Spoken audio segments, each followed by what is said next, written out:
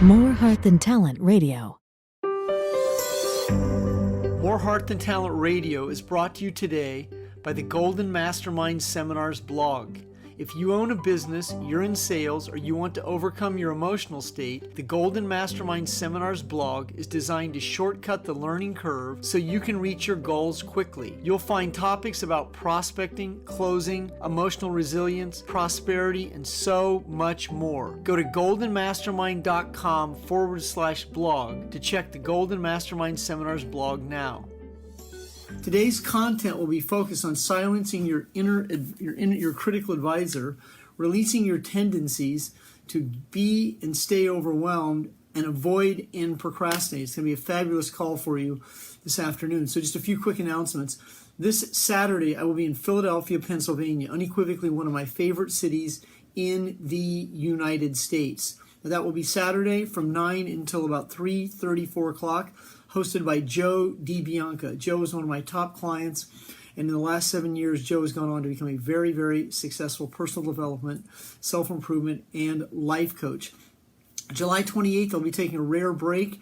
I'll be back out in the field on August 3rd and 4th. I'll be in Chicago, Illinois, with Mikhail Jessen on Friday, August 3rd, and then I'll be at the Hilton Hotel in Chicago, Illinois at the Rosemont. And there'll be more information on forthcoming events coming up in the very near future. So with that, I'm going to move into the inspirational portion of today's call. Now, if you find yourself avoiding, if you're a chronic avoider, and you're someone who spends a lot of time in your head, it means you spend a lot of time talking to your critical advisor. This is self-talk. Many people do not understand that the words that they use create their outcome. So when you use words like kinda, sorta, guess, I don't know, a large percent of the population doesn't know why they do what they do. If you don't know why you do what you do, then you'll continue to perpetuate the same set of feelings that will drive the same set of emotions that will create the same outcome. For you to be able to let go, which means separating your feelings from the events, means that you would be able to change your communication style with self so you're not critical. Now, I ask my clients this question many times, and I ask this in live audiences. Can you finish today without being critical? And if that answer is yes, then you're in a process of having a day of recovery. Now, that day of recovery that you seek to create is going to be able to separate your feelings from events, meaning that you will no longer be the mind-body connection to the events that shape your feelings. So now if you internalize these feelings, if you hold on to these feelings, then what you end up doing is you give these feelings to fatherly figures, mother figures, brother and sister figures based on unresolved issues from the past. So when you're critical of self, there's a high probability you'll be critical of others. Many of us grow up in families where there are flaw finders, people that we're not good enough for. We have to validate, justify, and explain ourselves.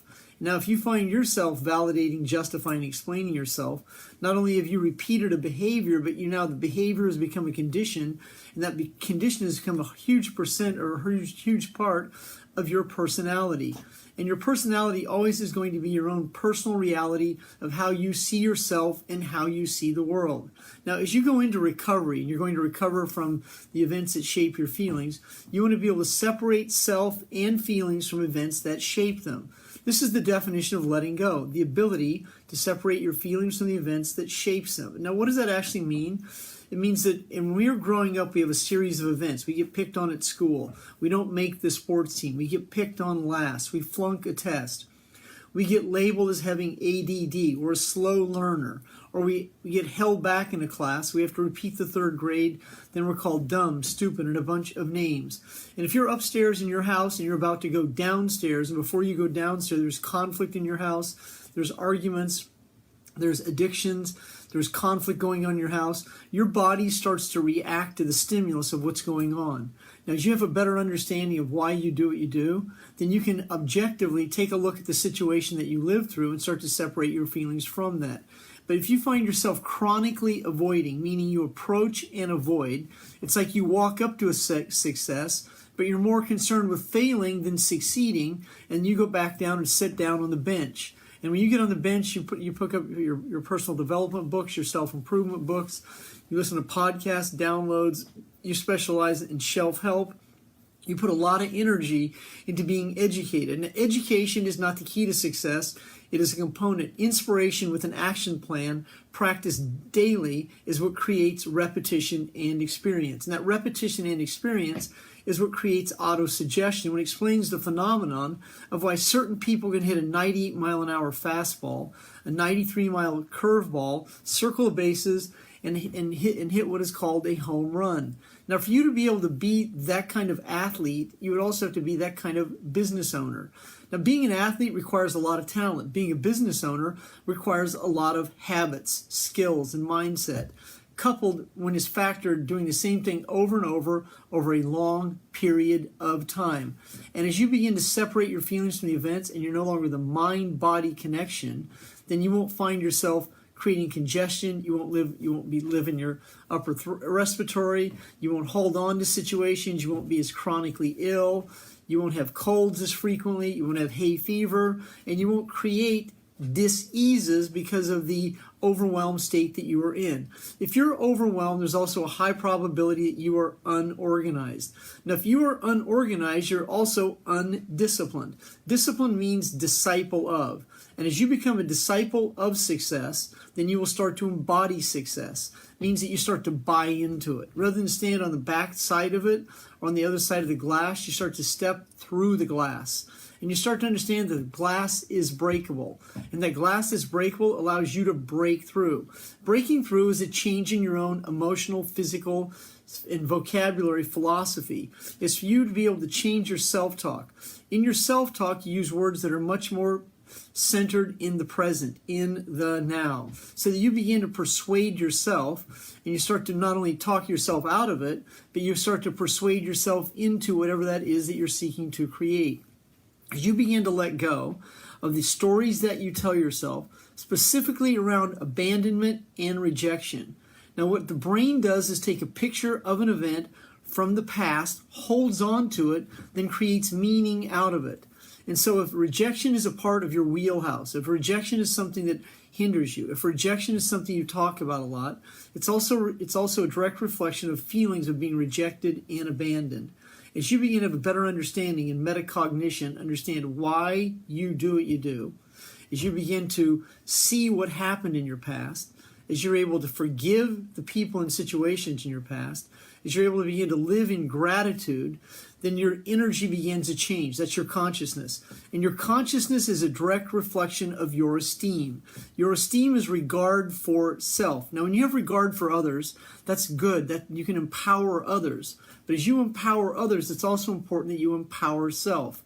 So that at the same time that you're out there, when your brain says, I want to help the world, I want to help people, well, also you want to have yourself in the same equation, because you want to be able to empower self. And as you empower self without feeling selfish, then you're able to raise your vibration. You're able to increase your ability to transmute your feelings. You're able to articulate your words in a different form, in a different fashion that you've been accustomed to in the past. And as you begin to be and stay here and now, as you become present, as you're consciously aware of why you do what you do, then you're able to now shift and change your energy. That simple shift in energy will allow you at some point to change who and what you attract.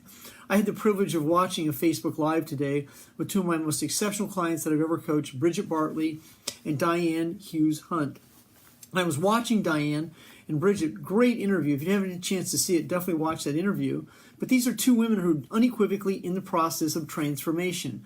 Now, last Saturday, I said to Diane, Diane, do you have any men in the team you're building? In the direct sales business that you're in, do you have any men? Do you realize that you may not have, you may be have some emotions that are blocking you from attracting that type of person in your reality? Well, the brain operates as a transmitter and a receiver in a very relaxed state of consciousness called awareness. I put an idea into her awareness and her consciousness, and she informed me today that through that one idea, 3 different men have shown up in her enterprise. See, it's that simple. It's that simple. It's not a how do I. It's not a I don't understand. But when you continue to say in an overwhelmed, I don't understand, I'm not sure, how do I do this? I'm so overwhelmed, I'm so unorganized, I don't know where to begin. When you live in that kind of emotional overload called overwhelm, you can't operate in a relaxed state of consciousness. The body does not perform its best when your back's against the wall. Your body performs best in a relaxed state of consciousness. Your body performs its best when you are here and you are now. Your body performs best when you let go. Your body performs best when your body and brain are one, and that you are one with, not separate from. And as you are in your power, that means that you are actually in your esteem. Your esteem is yourself. You start to find out who you really are. But if you continue to speak into existence, I don't know who I am, I don't even know where I'm going, that means you have no clarity. It means that you have a lot of overwhelmed feelings left in unresolved issues. Now, there's not a how do I, it starts with an I am. I'm in a position today to let go. I'm in a position today to change. All transformation begins with word, followed by action. Action can only be perpetuated one day at a time. Action is not about the future, action is about today. It's if you've already avoided this morning, then you can be something about it this afternoon. It's not what you do, it's who you be first. So if you're being anxious, then the first situation you want to address is letting go of that anxiety. Anxiety is based on unresolved issues that are repressed and held on to, that the brain continues to create meaning out of based on a past event that you continue to hold on to. So when you give meaning to being violated from the past and you bring that into the present, well, then you're going to have challenges with rejection, because your body screams, talking to someone can get me in trouble. Getting in trouble can prove that I'm bad, can prove that I'm wrong. So what I'm going to do not to be wrong is avoid, then I'll be disappointed. And unfortunately what that does is creates the win-lose dichotomy. You have an intention to win, but you end up losing because you don't follow through. And that's what so many people do. They put so much energy into winning or losing. Well, in self-esteem, esteem is love. Esteem doesn't require recognition or rewards. Esteem is love, and it doesn't get rejected because esteem is esteem. Esteem does not get overwhelmed because esteem is relaxed. The more you relax, the more you let go. You'll be in a state of consciousness awareness called being. And it's in that state of being that you begin to attract your reality, thoughts, feelings, insight, wisdom from infinite intelligence and other sources of energy that allow you to transmute on command. And that ability to be and stay in the present is also going to allow you to be able to figure situations out much easier. You'll have more creativity and innovation. You'll become much more iconic. You'll walk into a room with no expectations of getting the table or not getting the table because you know it's already done by defined, and you're not giving energy to situations that don't happen. Now, in setting goals, clearly defined short-term goals, you learn to be that person who's a goal setter and a goal achiever one day at a time, 1 week at a time, 1 month at a time, 90 days at a time. And as you begin to let go, meaning separating your feelings from the events, then your energy begins to change. And in that change, your vibration begins to be uplifted. Your consciousness becomes more powerful in a non-physical, but in a linear, transmutational, transformational type of energy that magnetizes and polarizes to your reality, the very thought forms that you are speaking. But when your thought forms become words that are reality, saying that I'm not good enough, this always happens to me, I don't know what to say, I don't know if I can put myself out there, I get tongue-tied, I trip all over myself, I don't want to be rejected. And so if you come from that place and you're coming from a state of force, and as you try to force yourself to be someone or force yourself to do something, then now you've created your own counterforce. And this is what so many people do. The communication style that they communicate is the communication style of their own critical advisor. If it's been whispered in your ear thousands and thousands of times that you're not good enough, if you've been violated, traumatized, and this has not been recognized, absolved, or released, or let go of, then your body will run your brain. So when you're about to approach someone, your body goes into fight or flight. Instead of approaching, you ask, how do I approach someone? Well, you don't approach in a relaxed body, you ask someone a relaxed question. How are you today? How's life treating you? Where are you going today? Where are you from? What do you do for a career? Is this a good vocation? It becomes that simple. Now, the function of your inner critic is to keep you in alignment with your guilt and shame. Your guilt and your shame, once again, are going to be a direct reflection of events that are unresolved. So someone asked me today, do I have to resolve every issue? Not necessarily, but the issues that you can recall, you can remember, that you hold on to, are what creates the neurological network of neurons that wire and fire that form your feelings. And if you spend a lot of times in feelings of anxiety, then your body's going to be in fight or flight a lot. I mean, this is just science. And the more you understand that I am brilliant enough, I am good enough, I'm capable enough of letting go, then you practice letting go as a skill. And letting go as a skill starts to become a reality. And that reality starts to become a habit. So habitually, you begin to let go on command. And this explains the phenomenon of addiction versus recovery.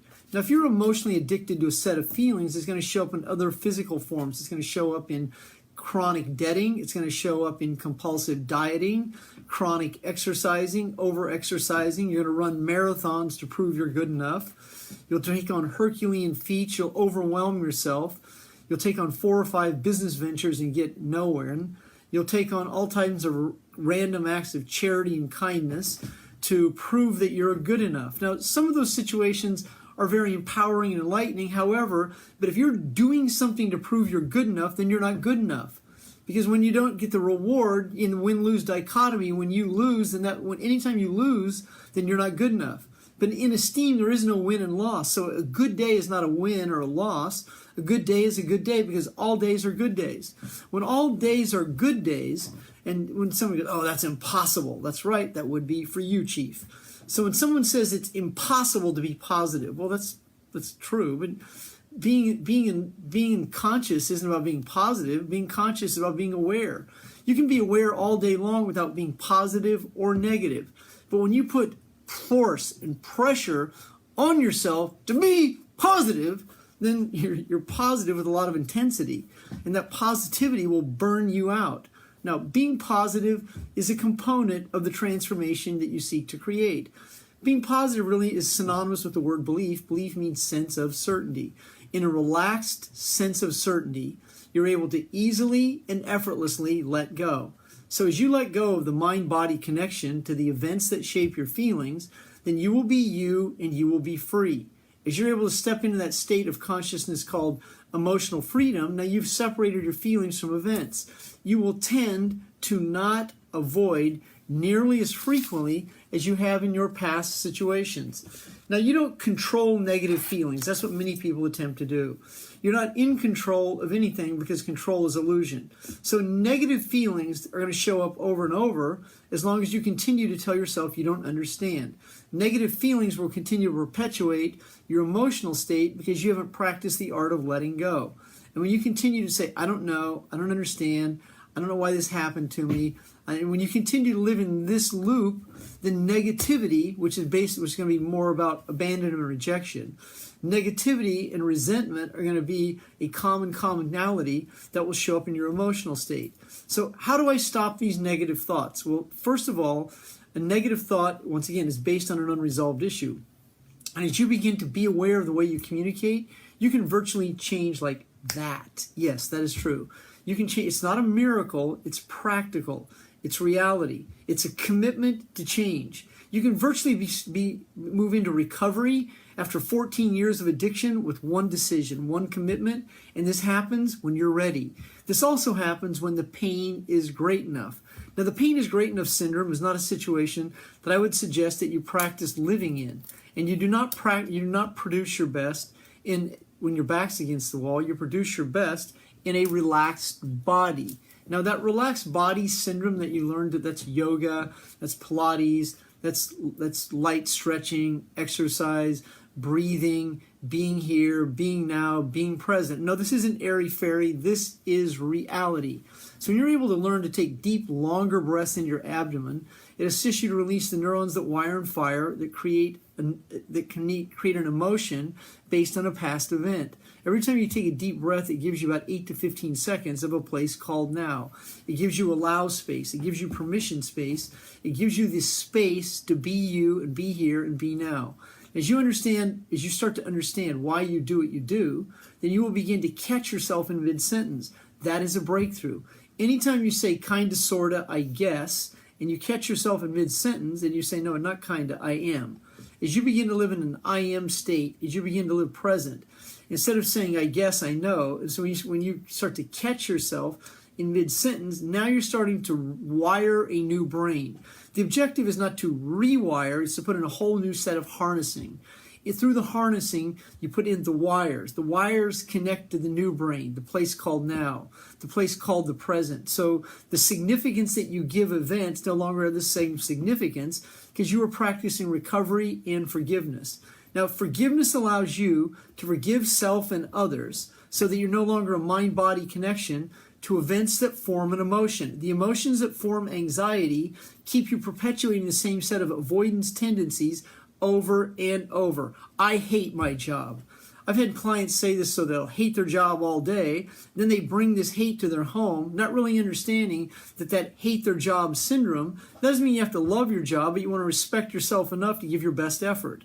But if you're at a job hating it, how can you possibly be in a relaxed body? You may not agree, you may not like, but if you're coming from that state, then quit your job. No one has you handcuffed to that job. But the minute you say, but you don't understand, I have a mortgage, I do understand. I've had them before, several of them. I'm a real estate investor. I do understand that having a mortgage is indented servitude, and I understand that when you're no longer in debt, that you're free of debt. But when you change your focus and focus on a result rather than the problem, your energy begins to change. So for those of you who are saying, oh, I hate my job, I hate my career, I hate my boss, well, that's creating a whole set of neurochemicals that is not conducive to being in a relaxed body. And in the relaxed body, you can go to your job and perform admirably around all the circumstances that are happening there. You can learn to neutralize your boss by neutralizing your emotional state. So when you don't have to love the situation, but you want to be able to understand why you do what you do. You want to create an exit strategy, and that exit strategy is free enterprise. And if you have a business that's floundering, well, do your best to resurrect that business, or perhaps you might require letting go of that business and find a situation that inspires you. Because when you're inspired, you're bringing a different level of emotion to the table. You're bringing a different level of energy to the table. You're bringing the DNA. You're bringing the juice. And when you say, see a chief in a very relaxed body, and you have no intention of showing anyone up or proving anyone wrong, when you can easily and effortlessly let go, then you're now changing your flow. You change your whole energy. But when you're focused on making someone wrong, then you're going to attract other wrong seekers to your reality so you can be and stay in conflict. I know a lot about this. I spent a lot of my life being angry. I've been an angry giver. I've been an angry producer. I've been just angry a lot of my life. And so this would create this grindy grind where people go, oh my God, dude, you're really intense. And I go, I'm not intense. What do you mean I'm intense? And so I would get intense when someone would tell me how intense I was. Or when someone would tell me I was angry, I'd get angry. They were pointing out my anger. And I lived on anger. That was the edge that I lived on. Now, some people live on niceness. I was living on that anger edge, that cardio cocktail. And I thought my anger was passion, but no, it was anger. I was pissed off. And it was that kind of anger that would burn out. I'd be able to produce short term and then exhaust myself. And then the people I'd bring into my culture wouldn't produce, so I could be angry at them. And it would just become this reciprocal situation where I couldn't really get anywhere. I was the homey hamster in the wheel in free enterprise, going nowhere fast, barely keeping my head above water, putting in 14, 15 hours a day, telling myself I'm paying the price. What I was really paying the price of was TMJ and overwhelmed anger. So I was avoiding success in a different way because I couldn't really break through this. When I started to understand the issues that I held on to, and I had a better understanding of why I do what I do, when I began to systematically let go of the cause that created the effect, then my energy started to shift, and then in 1 year, they all showed up. It was amazing. Can happen to you. Happened to me in 1996. I have a friend named T.C. Bradley, who is an unequivocal rock star on LinkedIn, who ran an ad in the USA Today back in the day. I answered that ad, and that ad changed my life because I came into a company. I became the #1 income earner in a direct sales company back in the day. And I even started that very angry, but by the time I finished that 2.5-year mentorship and that whole 2.5-year period in my life, I'd moved into a different state of consciousness, and it showed up with the people who showed up. Now, this can happen to you when, not if. This can happen to you as, not if. This can happen to you now, not if. This can happen to you right this moment as long as you let go. And it's not as long as you let go, when you let go of all this conflict and chaos and drama and emotional overwhelm that you stay in, you'll begin to change who and what you attract. And if the minute you say, yeah, but, you don't understand, my situation's unique. Everyone has a unique situation. Your situation is equally as unique as anyone else. And as you begin to let go of the cause that creates the effect of why you do what you do, then you're no longer the mind-body connection to the events that shape feelings. Now, I want to thank you for being here today because this is history, History. I'm a very, very big history advocate of the United States of America, the world. My father was a world history teacher. I've studied a lot of history, and this is history for me because back in 1998, I started this call officially at 5 o'clock in the afternoon Eastern Standard Time as a women's workshop about 6 blocks right over there, and that was at 620 South Central. Now I live right here, 989 Oxford Way. I've lived here for 20 years, produced on this desk More Heart Than Talent at 10:30 Eastern Standard Time. Now this is historical because today was number one, the number one call that in the afternoon. This call will be each and every Tuesday afternoon at 4 o'clock Eastern Standard Time. Now, because we understand Facebook Live is Facebook Live, and my staff of Chris Shar, Carolyn Olson, and Alec Friels, and now Richard Calfors, who's part of our staff, we know that situations can happen out of our control. But we have a command of what we do, so we have this little unit right here. So every call will also be recorded, and this will be uploaded to iTunes and Podomatic. So Chris Shar is sitting right over here. He's in the control booth at GMS. So this call will be available tomorrow at 9 o'clock in the morning, perhaps even today. I'll find out exactly when it goes up. But each and every Tuesday or Wednesday, this call will also be available as it has for the last 20 plus years. Now, if you're on this inaugural call today and you've not taken advantage of one of my free 20-minute coaching sessions, it used to be 15, but now I offer 5 minutes extra, added value, free 20-minute coaching call. Feel free to go to Facebook, send me your phone number and what you'd like me to assist you with, and I will honor you with a free 20-minute coaching call, and I'll get back to you ASAP. Also, in your email, watch for the JCIC. Chris Shar and Carolyn Olson brought an idea to me about 6 months ago on my inner coaching circle, and you're going to see that there's going to be more and more of that. And tomorrow we're going to do our inaugural coaching call at 4 p.m. Eastern Standard Time. Jeffrey Combs, President and Founder, Golden Mastermind Seminars Incorporated. Halfway through the month of July, you have a great day. Thank you for listening to More Heart Than Talent Radio. If you enjoyed today's content and are committed to creating 7 figures in the next 12 to 24 months, you can receive a copy of my 7 Steps to 7 Figures audio program for 50% off today. Let me ask you this. Do you frequently ask yourself, how do I questions? Do you feel stuck at a financial plateau? Do you suffer from entrepreneurial seizure? Would you like to learn the steps to reach 7 figures? The impact of mastering the daily disciplines of a 7-figure income earner can assist you to change your finances, improve your relationships, improve your self-esteem, and so much more. But only if you know the steps to take to get there. To receive your audio download instantly of my audio program, 7 Steps to 7 Figures, go to goldenmastermind.com/7 to receive the training now.